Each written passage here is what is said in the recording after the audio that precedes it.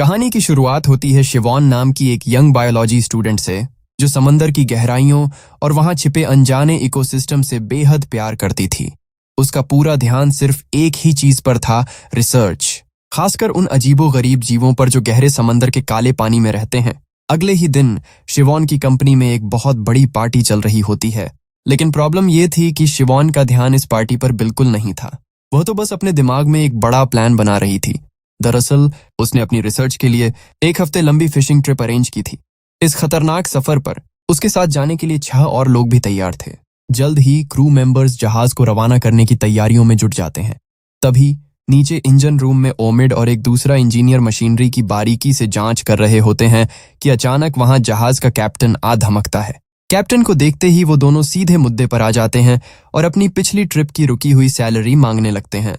Captain थोड़ा अजीब बर्ताव करता है, लेकिन उनसे वादा करता है कि वो जल्द ही उनके पैसे दे देगा। खैर, कुछ ही देर बाद जहाज किनारे से निकल पड़ता है, लेकिन समंदर के बीच पहुंचते ही एक नई प्रॉब्लम सामने आ जाती है।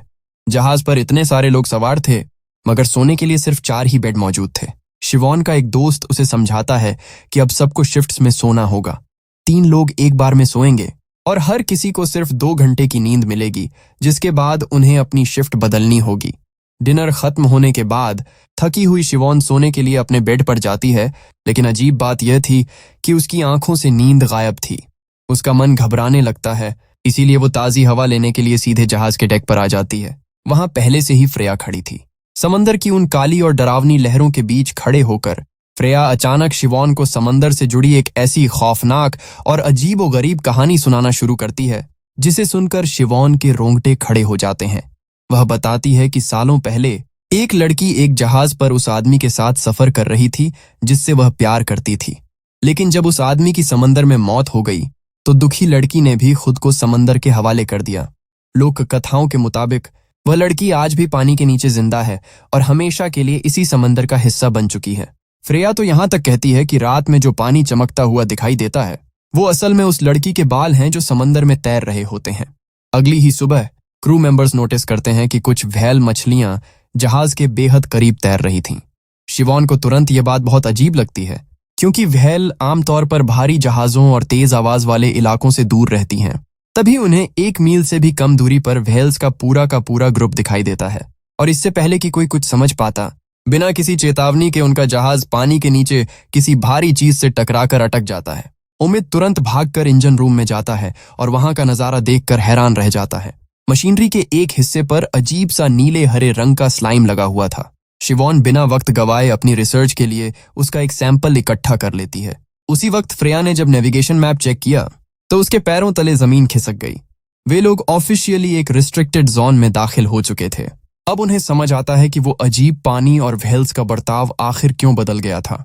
कैप्टन अब शिवॉन से कहता है कि वो अपना डाइविंग सूट पहने और पानी के नीचे जाकर चेक करे कि आखिर जहाज से क्या चीज अटकी हुई है। शिवॉन हिम्मत करके गहरे काले समंदर के नीचे उतरती है और यहीं से इस ट्रिप का असली आतंक शुरू होता है। जहाज के नीचे शिवॉन को बहुत ही विशाल चमकदार टेंटिकल्स धीरे धीरे हिलती हुई दिखाई देती हैं। इससे पहले कि वह कोई रिएक्शन दे पाती, अचानक एक टेंटिकल बहुत तेजी से उसकी तरफ लपकता है। वह बाल बाल बचती है और घबराहट में तुरंत जहाज के ऊपर वापस भागती है। हांफते हुए वो सबको बताती है कि जहाज के निचले हिस्से में बने एक छेद से कोई अजीब चमकदार और विशाल टेंटिकल्स वाला समुद्री जीव चिपका हुआ है। लेकिन डरने के बजाय कैप्टन के मन में लालच आ जाता है। उसे लगता है कि यह कोई दुर्लभ जायंट ऑक्टोपस हो सकता है, जिसे बेचकर वो बहुत सारे पैसे कमा सकते हैं। क्रू मेंबर्स तुरंत एक बहुत बड़ा जाल पानी में नीचे गिराते हैं ताकि उस जीव को ऊपर खींच सकें, लेकिन पानी के नीचे जो कुछ भी था वो हद से ज्यादा भारी था। अचानक एक रस्सी बहुत हिंसक तरीके से खींचती है और शिवॉन के दोस्त का हाथ सीधे विंच मशीन में फंस जाता है, जिससे उसका पूरा हाथ बुरी तरह जख्मी हो जाता है। जब शिवॉन उसके जख्मी हाथ पर पट्टी बांध रही होती है, तभी उसे उसके खून के पास वही नीले हरे रंग का स्लाइम दिखाई देता है। अब क्रू को समझ आता है कि वो कितनी बुरी तरह फंस चुके हैं। उनका रेडियो पूरी तरह बंद हो चुका था, खाने की सप्लाई खतरनाक हद तक कम हो रही थी और जहाज एक प्रतिबंधित इलाके में बिना किसी मदद के फंसा हुआ था। पूरे क्रू में पैनिक फैलने लगता है। तभी अचानक उन्हें थोड़ी दूरी पर एक दूसरा जहाज तैरता हुआ दिखाई देता है। घंटों बाद सबके चेहरे पर थोड़ी राहत आती है कि शायद कोई उनकी मदद कर सकता है। एक छोटी बोट का इस्तेमाल करके कुछ क्रू मेंबर्स उस लावारिस जहाज की तरफ बढ़ते हैं ताकि खाना या कोई वर्किंग रेडियो मिल सके। लेकिन जैसे ही वो उस जहाज पर पैर रखते हैं, उन्हें कुछ बहुत अजीब महसूस होता है। वहां कोई नहीं था। रेडियो सिस्टम पहले से ही पूरी तरह तबाह था। और जब वो जहाज के लोअर डेक में जाते हैं तो उनके होश उड़ जाते हैं। वहां कई लाशें पड़ी हुई थीं, जिनकी हालत बेहद खौफनाक थी। उनकी दोनों आंखें पूरी तरह गायब थीं। कैप्टन तुरंत बात को संभालते हुए कहता है कि यह शायद किसी अजीब बुखार की वजह से हुआ होगा, और वो शिवॉन को सख्त हिदायत देता है कि वो बाकी क्रू मेंबर्स को इस बारे में कुछ न बताए, ताकि जहाज पर भगदड़ न मचे। जब वे अपने जहाज पर वापस लौटते हैं तो देखते हैं कि वो चमकदार जीव आखिरकार जहाज को छोड़कर जा चुका है। सब थोड़ी राहत की सांस लेते हैं कि चलो खतरा टल गया। लेकिन कैप्टन वापस मुड़ने के बजाय लालच में जहाज को उस प्रतिबंधित क्षेत्र के और भी अंदर ले जाता है। कुछ देर बाद वो फ्रेया को जाल डालने और मछलियां पकड़ने का आर्डर देता है। फ्रेया पहले तो साफ मना कर देती है और चेतावनी देती है कि ज्यादा मछलियों को अट्रैक्ट करने से वो जीव वापस आ सकता है। लेकिन कैप्टन उसे याद दिलाता है कि वे कर्ज में डूबे हुए हैं और अगर आज मछलियां नहीं पकड़ी तो उनका घर और यह जहाज दोनों उनके हाथ से निकल जाएंगे। मजबूरी में फ्रेया जाल नीचे डालती है और तुरंत ही बहुत सारी मछलियां उनके जाल में फंस जाती हैं। उसी रात शिवॉन का वो जख्मी दोस्त खाना खाने के बाद अचानक अजीब हरकतें करने लगता है। वो पूरी तरह सुन्न हो चुका था और सीधे समंदर की तरफ बढ़ने लगता है, मानो पानी के अंदर से कोई उसे आवाज दे रहा हो। किस्मत अच्छी थी कि शिवॉन और जहाज पर मौजूद एक बुजुर्ग महिला उसे कूदने से ठीक पहले पकड़ लेती हैं। शिवॉन परेशान होकर उसका हाथ चेक करना चाहती है, लेकिन वो मना कर देता है। अगले ही पल वो अपनी आंखों में बहुत तेज दर्द की शिकायत करने लगता है। शिवॉन को उसकी आंखों में कुछ बहुत ही अजीब और डरावना दिखाई देता है, लेकिन जब कैप्टन चेक करता है तो वो झूठ बोल देता है कि सब नॉर्मल है।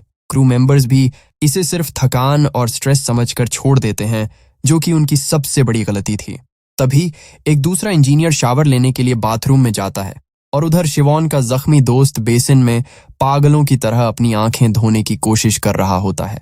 अचानक उसकी आंखों के सामने धुंधलापन छा जाता है और कुछ ही सेकंड्स के अंदर उस इन्फेक्शन के एक खौफनाक रिएक्शन की वजह से वो फर्श पर गिर जाता है और तड़प तड़प कर दम तोड़ देता है। पूरे जहाज पर चीख पुकार मच जाती है। तभी शिवॉन सबके सामने वो खौफनाक सच लाती है जिसे वो छुपा रहे थे। वो बताती है कि वो स्लाइम कोई मामूली बैक्टीरिया नहीं था, बल्कि एक जानलेवा पैरासिटिक ऑर्गेनिज्म है जो किसी तरह जहाज के वाटर सिस्टम में घुस चुका है। और तभी सबको एक और भयानक बात याद आती है। वो दूसरा इंजीनियर अभी भी शावर में है। वे सब उसे रोकने के लिए बाथरूम की तरफ भागते हैं, लेकिन वो अंदर से हंसने लगता है और सोचता है कि सब मजाक कर रहे हैं। तभी अचानक शावर का पानी आना बंद हो जाता है और पाइपों के अंदर से वही खौफनाक पैरासाइट्स ब्लास्ट होकर बाहर निकलते हैं और सीधे उस इंजीनियर पर हमला कर देते हैं, जिससे वह बुरी तरह जख्मी हो जाता है। अब ये जहाज ऑफिशियली एक फ्लोटिंग इन्फेक्शन जोन बन चुका था। बाथरूम में हुए इस हमले के बाद शिवॉन आखिरकार पूरे क्रू को उस लावारिस जहाज और वहां मिली बिना आंखों वाली लाशों का पूरा सच बता देती है। कैप्टन खुद को शांत रखने की कोशिश करते हुए शिवॉन और ओमिद को आर्डर देता है कि वे हर 2 घंटे में जहाज के वाटर सिस्टम को चेक करें।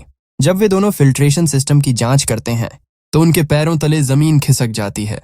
उन पैरासाइट्स ने जहाज के लगभग हर फिल्टर को तबाह कर दिया था, जिसका मतलब था कि वो जानलेवा जीव अब जहाज के पूरे पानी में फैल चुका है। अगली सुबह पूरा क्रू शिवॉन के दोस्त के अंतिम संस्कार के लिए इकट्ठा होता है, लेकिन अंतिम संस्कार के कुछ ही देर बाद शिवॉन को जहाज पर फिर से उस पैरासाइट के निशान मिलते हैं। वो उसका सैंपल लेकर माइक्रोस्कोप के नीचे स्टडी करती है और जो सच सामने आता है वो सब कुछ बदल कर रख देता है। वो चिपचिपा पदार्थ कोई साधारण वायरस नहीं था, बल्कि वो व्हेल्स पर पलने वाले एक जीव से आ रहा था और उसके अंदर छोटे छोटे अंडे बनने शुरू हो चुके थे। शिवॉन को समझ आ जाता है कि यह इन्फेक्शन बहुत तेजी से इवॉल्व हो रहा है। वह और ओमिद उन अंडों को यूवी लाइट की मदद से मारने की कोशिश करते हैं, लेकिन कुछ काम नहीं आता। जीव हर कोशिश को नाकाम कर देते हैं। तभी शिवॉन के दिमाग में एक नया आइडिया आता है। उसे लगता है कि अगर वे पानी में एक तेज इलेक्ट्रिकल करंट, बिजली का झटका छोड़ें तो शायद ये पैरासाइट्स मर जाएं। फ्रेया यह सुनते ही भड़क जाती है, क्योंकि यह जहाज उसका और कैप्टन का था और इतने तेज करंट से इंजन हमेशा के लिए डैमेज हो सकते थे। लेकिन जब कोई और रास्ता नहीं बचता तो वह रोते हुए मान जाती है। शिवॉन और ओमिद पानी में बिजली छोड़ते हैं ताकि इन्फेक्शन खत्म हो सके। इसके तुरंत बाद शिवॉन सबको साफ साफ चेतावनी देती है कि जहाज अब किसी भी कीमत पर शोर की तरफ नहीं जाएगा। अगर यह इन्फेक्शन जमीन पर फैल गया तो लाखों लोगों की जान खतरे में आ जाएगी।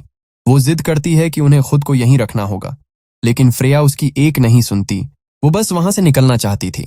इसी बीच उस जख्मी इंजीनियर की हालत और खराब हो जाती है और वो बुजुर्ग महिला इमोशनली पूरी तरह टूट जाती है। आखिरकार वो इंजीनियर भी तड़प कर मर जाता है। एक और अंतिम संस्कार के बाद शिवॉन फिर से हाथ जोड़कर कहती है कि कम से कम 36 घंटों तक वे इंसानी आबादी के पास न जाएं। लेकिन जब कोई उसकी बात नहीं सुनता तो मजबूरन शिवॉन चुपके से एक रस्सी का इस्तेमाल करके जहाज के प्रोपेलर को पूरी तरह जाम कर देती है, जिससे जहाज समंदर के बीचों बीच रुक जाता है। ये देखकर पूरा क्रू गुस्से से पागल हो जाता है और वो बुजुर्ग महिला तो शिवॉन के मुंह पर एक जोरदार मुक्का मार देती है। इसके बावजूद शिवॉन किसी तरह सबको मना लेती है कि वे कम से कम एक दूसरे की आंखें चेक करें ताकि पता चल सके कि कौन कौन इन्फेक्टेड है। एक एक करके सबकी आंखें चेक की जाती हैं और सब नॉर्मल लगते हैं। तभी उन्हें एहसास होता है कि एक शख्स की जांच अभी भी बाकी है और वो थे जहाज के कैप्टन। फ्रेया खुद कैप्टन की आंखें चेक करने के लिए आगे बढ़ती है। कैप्टन बार बार उसे मना करता है और पीछे हटता है, लेकिन जैसे ही फ्रेया उसकी आंखों में करीब से देखती है वो सदमे से जम जाती है। कैप्टन भी इन्फेक्टेड हो चुका था। पूरे जहाज पर खौफ का साया मंडराने लगता है। अब जब छुपाने के लिए कुछ नहीं बचा था तो कैप्टन टूट जाता है और अपना गुनाह कबूल करता है। वो मानता है कि उन्होंने कभी प्रतिबंधित क्षेत्र छोड़ा ही नहीं था। वो जानबूझकर उन्हें इस खतरनाक इलाके में लाया क्योंकि उसे पैसों की सख्त जरूरत थी और उसे लगा था कि इन अनछुए पानी में बहुत सारी मछलियां मिलेंगी। ये सुनकर उम्मीद और वो बुजुर्ग महिला गुस्से से आग बबूला हो जाते हैं। उनकी लालच की वजह से आज सब मौत के मुंह में थे। कुछ देर बाद जब सब ऊपर के डेक की तरफ बढ़ रहे होते हैं तभी सीढ़ियों पर वो बुजुर्ग महिला अचानक शिवॉन पर बहुत हिंसक तरीके से हमला कर देती है। शिवॉन को तुरंत समझ आता है कि इन्फेक्शन अब उस महिला के दिमाग पर हावी हो चुका है और उसकी आंखें भी धुंधली हो चुकी हैं। खुद को बचाने के लिए शिवॉन उसे पीछे धकेलती है, जिससे वो महिला सीढ़ियों से नीचे गिर जाती है और सिर पर चोट लगने की वजह से उसकी मौके पर ही मौत हो जाती है। दूसरी तरफ फ्रेया और कैप्टन अकेले में अपने आखिरी पल बिता रहे होते हैं। उन्हें पता था कि अब अंत करीब है। कुछ ही देर में कैप्टन भी दम तोड़ देता है। अब फ्रेया पूरी तरह अकेली पड़ चुकी थी। वो एक छोटी बोट लेकर चुपचाप जहाज से निकलने का फैसला करती है। उम्मीद उसे रोकता है और समझाता है कि अकेले इस समंदर में 26 घंटे बिताना खुदकुशी जैसा है, लेकिन वो किसी की नहीं सुनती और बोट लेकर अंधेरे में गायब हो जाती है। अब जहाज पर सिर्फ 2 ही लोग जिंदा बचे थे, शिवॉन और उम्मीद। वे दोनों फैसला करते हैं कि मरने से पहले वो इन पैरासाइट्स को हमेशा के लिए खत्म कर देंगे। वे जहाज के मुख्य वाटर टैंक के पास जाते हैं और उसे आग से गर्म करना शुरू करते हैं ताकि भारी तापमान की वजह से ये जीव मर जाएं। लेकिन जैसे ही वो टैंक का ढक्कन खोलते हैं उनका कलेजा मुंह को आ जाता है। वो छोटे छोटे अंडे अब बड़े और खौफनाक जीवों में बदल चुके थे। अचानक कई जीव टैंक से निकलकर उम्मीद की तरफ लपकते हैं। किसी तरह खुद को बचाते हुए उन्हें एक और खौफनाक सच पता चलता है। उन जीवों ने नीचे के हिस्से को इतना डैमेज कर दिया था कि जहाज अब तेजी से डूब रहा था। उस रात वे जहाज के एक हिस्से में आग लगा देते हैं ताकि उसकी लपटें देखकर कोई रेस्क्यू टीम वहां आ सके। फिर वे दोनों रेस्क्यू सूट पहनते हैं और एक छोटी लाइफ राफ्ट लेकर उस काले ठंडे समंदर में कूद जाते हैं। कुछ समय बाद उन्हें दूर एक जहाज की लाइट दिखाई देती है। एक पल के लिए उन्हें लगता है कि शायद वो बच जाएंगे, लेकिन तभी अचानक उम्मीद का संतुलन बिगड़ता है और वह सीधे ठंडे पानी में गिर जाता है। बिना एक पल गवाए शिवॉन उसे बचाने के लिए समंदर में छलांग लगा देती है। वो किसी तरह उम्मीद को खींचकर राफ्ट पर सुरक्षित वापस ले आती है, लेकिन इस रेस्क्यू के दौरान पानी के नीचे मौजूद उस चमकदार जीव के टेंटिकल्स सीधे शिवॉन के हाथ को जकड़ लेते हैं और उसे इन्फेक्ट कर देते हैं। राफ्ट पर वापस आने के बाद शिवॉन समझ जाती है कि अब उसकी जान नहीं बचने वाली। उम्मीद तो सुरक्षित था, लेकिन उसके खुद के अंदर वो जानलेवा इन्फेक्शन फैल रहा था। अगर वो जिंदा रही तो वो जमीन पर जाकर बाकी लोगों को भी मौत के मुंह में धकेल देगी। ये जानते हुए शिवॉन अपनी जिंदगी का सबसे बड़ा और आखिरी फैसला लेती है, खुद के बलिदान का। वह मुस्कुराकर उम्मीद को देखती है और धीरे से वापस उस काले समंदर के पानी में फिसल जाती है। उम्मीद रोता रह जाता है और शिवॉन पानी के नीचे उस चमकदार रहस्यमयी जीव की गहराइयों में हमेशा के लिए विलीन हो जाती है। आखिर में उम्मीद ही उस खौफनाक मंजर का इकलौता गवाह और सर्वाइवर बचता है, जो उस अनंत समंदर के बीच अकेला बैठा रेस्क्यू का इंतजार कर रहा था। और सच कहें तो समंदर में जो कुछ उन्होंने देखा उसके बाद एक बात तो साफ है, समंदर के कुछ रहस्य ऐसे हैं जिन्हें कभी ढूंढा ही नहीं जाना चाहिए था। तो दोस्तों, ये थी इस खौफनाक समंदर की कहानी। अगर शिवॉन का यह बलिदान और यह वीडियो आपको पसंद आई हो तो वीडियो को लाइक जरूर कर देना और चैनल को सब्सक्राइब करना मत भूलना। मिलते हैं आपसे अगली धमाकेदार वीडियो में। तब तक के लिए take care and bye bye.